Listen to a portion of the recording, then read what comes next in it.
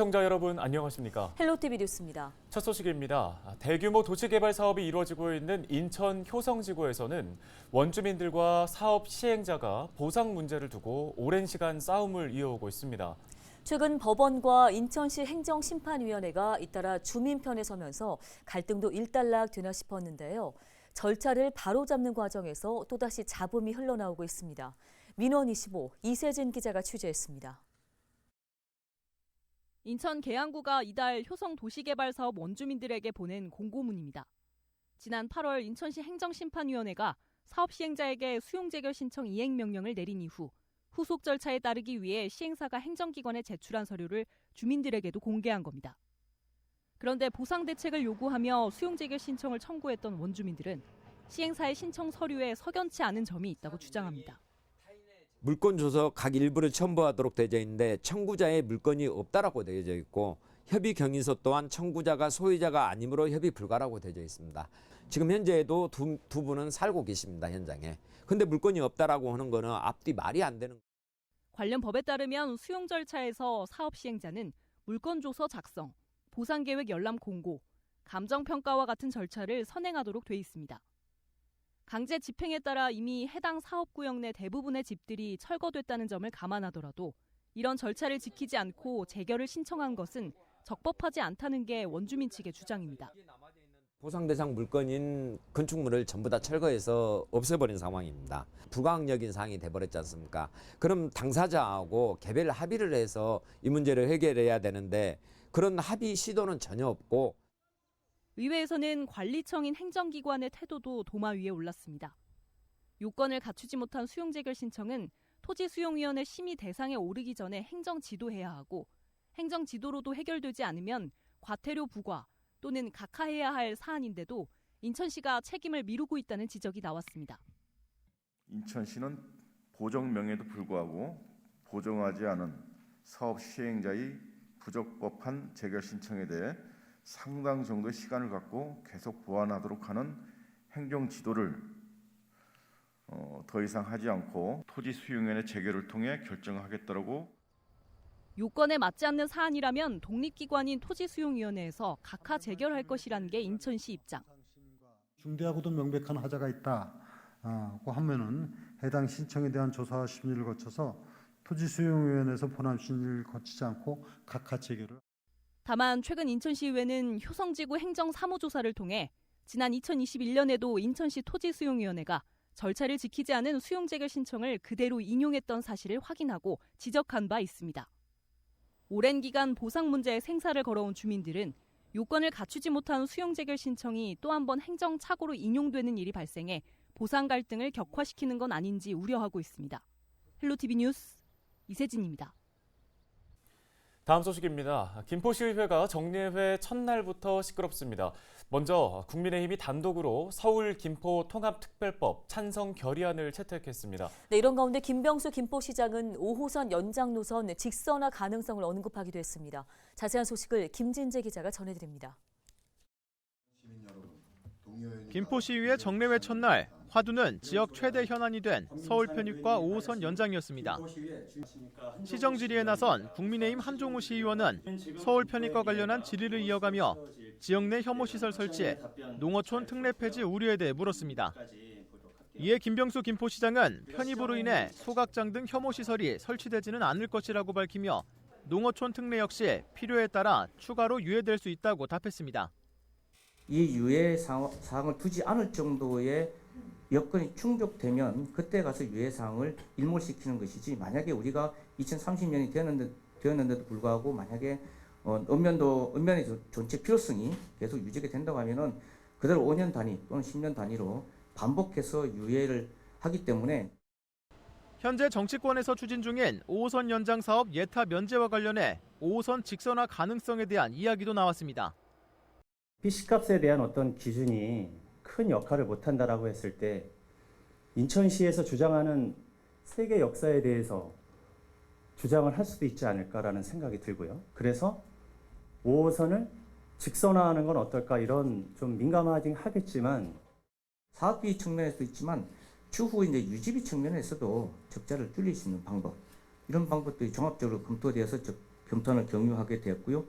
만약에 지금이라도 금단 지역에서 인천이나 금단 지역에서 5호선 경유하는 것을 반대하거나 포기한다면 저희 시는 자체적으로 직선하는 것을 추진할 의향은 있고요. 추진하기 위해서 그에 대한 어떤 사업비 확보라든지 경제성을 만들기 위한 노력들은 다 할 생각입니다.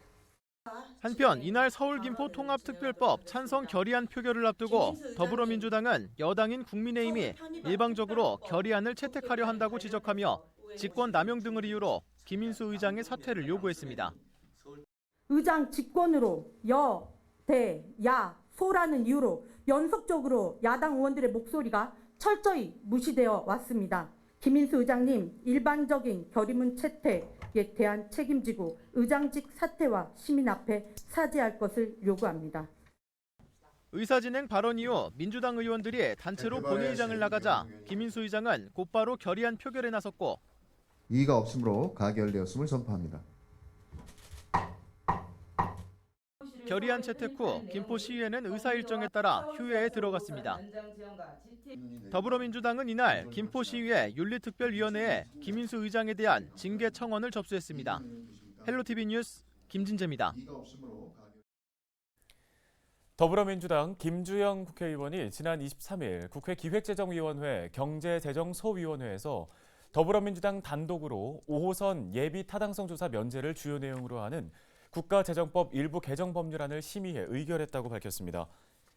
김 의원은 국민의힘의 소위원회 보이콧으로 인해 한마터면 의결되지 못할 뻔했다며 민주당 단독 통과로 진행한 것에 대해 유감을 표했습니다.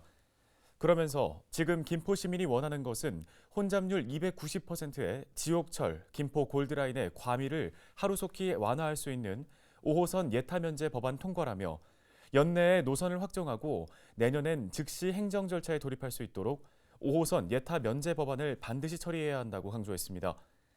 특히 김주영 의원은 겉으로만 김포를 위하는 척하면서 정작 눈앞에 놓인 교통 문제 해결에 있어서는 국민에 공개되지 않는 법안소위원회에서 발목을 잡는 국민의힘이라며 국민의 눈을 속이고 김포 시민을 우롱하는 이중적 행태를 규탄한다고 강조했습니다.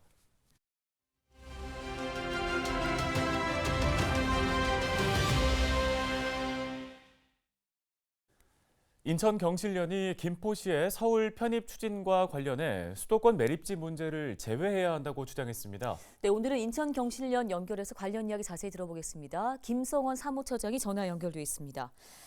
김포시의 서울 편입 추진이 국민의힘 당론까지 옮겨간 상황입니다. 지역 균형 발전 시각에서 문제점을 제기하셨는데요. 좀 어떤 입장인지 자세히 들어보겠습니다. 먼저 경제정의 실천 시민연합은 성명 발표를 통해 김포시 서울시 편입은 포화된 서울의 집중을 더욱 강화하여 자치분권과 국토 균형 발전을 역행하고 중앙정치가 지방행정을 왜곡할 수 있기에 정치권은 매표형 정책 남발을 중단하고 국민을 위한 정책으로 경쟁해야 한다고 주장했습니다. 전국의 시민사회단체들도 윤석열 대통령이 공약한 지방시대와 메가시티 서울 정책이 상충한다면서 여당은 코앞의 국회의원 선거를 겨냥한 선거용 공약 추진을 즉각 중단하라고 촉구했습니다. 특히 인천 지역사회는 그동안 김포시 인천시 편입을 주장해왔던 터라 당황해하는 기색이 역력합니다. 모두 이구동성으로 제대로 된 의견 수렴 절차를 거쳐야 한다는 목소리가 큽니다. 네, 김포의 서울 편입 추진 과정에서 수도권 제4 매립지 사용 문제가 언급된 바 있습니다. 수도권 매립지 사용 중단을 원하고 있는 인천에서는 무척 예민한 부분일 텐데요. 어떻게 생각하고 계시나요? 당장 서구 검단 주민들이 반발했습니다. 김포시 서울시 편입 추진이 현 수도권 매립지의 제4 매립장을 사용하려는 의도라면 인천 서구 검단 주민들은 결사의 각오로 항전할 것이라며 편입으로 인한 이익은 서울과 김포가 가져가고 피해는 검단 지역이 받아서는 안 된다고 주장했습니다. 인천 경실련도 수도권 매립지 사용 연장을 위한 김포시 서울시 편입 밀담을 즉각 중단하라고 촉구했습니다. 이렇듯 인천 지역사회가 반발하는 것은 김병수 김포시장의 발언 때문입니다. 김포시장은 한 언론과의 인터뷰에서 김포시 서울시 편입으로 인한 효과를 설명하다가 수도권 매립지 제4 매립장이 김포 땅이어서 김포시가 서울시에 편입되면 쓰레기 문제를 해결할 수 있다고 발언한 겁니다. 결국 인천 지역사회는 메가시티 서울로 포장된 김포시의 서울시 편입이 사실은 수도권 매립지 사용 연장 의도가 숨겨져 있는 게 아닌가 의심할 수밖에 없습니다. 주지 사실은 수도권 매립지 제4 매립장의 공유수면 매립 권한과 관할권은 인천시장에게 있습니다. 그래서 제4 매립장 사용 문제는 서울시장과 김포시장의 논의 대상이 아닙니다. 네, 유정복 인천시장이 김포시 서울 편입을 공개적으로 비판했습니다. 서울이 아닌 인천 중심의 광역 생활권 구축 정책이 필요하다 이렇게 밝힌 건데요. 이에 대해서는 좀 공감하시는지요? 애초 경기도 김포시의 일부였던 검단 지역이 지난 1995년 3월 인천시로 편입됐습니다. 이는 그 당시부터 김포시가 인천시의 편입 대상이었고 지금도 인천과 김포의 도시경쟁력 강화와 상생 발전을 위해 여전히 유효하다는 겁니다. 최근 유정복 인천시장이 주장한 광역생활권 구축 정책 역시 그간의 역사성에 기반을 둔 적절한 정책 방향으로 보입니다. 이에 인천의 광역생활권인 김포시와 부천시, 시흥시 등을 하나의 권역으로 묶어 인구 600만 명 규모로 글로벌 도시경쟁 체계를 구축할 수 있는 네트워크가 절실합니다. 한편 정부와 정치권은 수도권 집중 문제보다는 서울 집중 문제가 국토 균형 발전을 저해하는 측면이 더 크다는 점을 인식해야 합니다. 메가시티 서울 정책은 서울 1극화를 더욱 심화시킬 수 있어 오히려 인천 등 서울 외 지역의 도시규모 확대 정책이 중요합니다. 그동안의 정부 정책 기조가 상충하는 메가시티 서울 정책에 대해 정부와 정치권은 충분한 공론화 과정을 거쳐서 처리해야 할 것입니다. 네, 오늘 말씀은 여기까지 듣겠습니다. 인천경실련 김송원 사무처장이었습니다.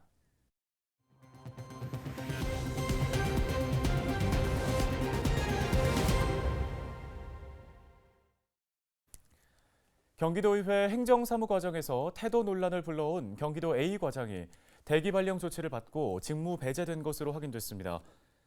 앞서 지난 17일 경기관광공사를 대상으로 한 행감에서 참고인으로 참석한 A과장이 답변 중 불성실한 태도를 보여 행감이 중단되는 상황이 발생했습니다. 인력 충원 관련 질의에 제대로 답변을 내놓지 않자 도의회 측에서 태도 문제를 지적한 건데요.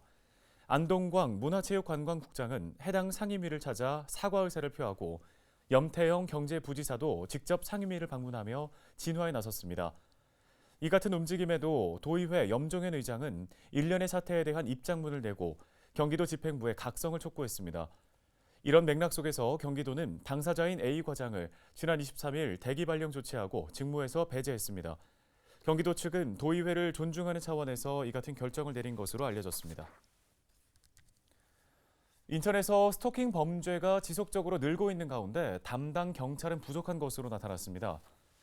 인천경찰청 자료를 보면 올해 10월까지 접수된 스토킹 신고는 2,220건입니다. 지난해 전체 2,192건을 이미 넘어섰고 경찰은 올 연말까지 2,600여 건의 신고가 들어올 것으로 내다보고 있는데요. 특히 이들 신고 중 실제 스토킹 범죄에 혐의가 있어 검거까지 이루어진 건수는 지난 2021년 77건에서 지난해에는 748건으로 10배 가까이 급증했습니다. 하지만 스토킹 전담 경찰관은 11명에 불과한 상황인데요. 올해의 경우 한 사람당 담당 사건 수는 200건에 이르며 전국 17개 시도에서 두 번째로 많습니다.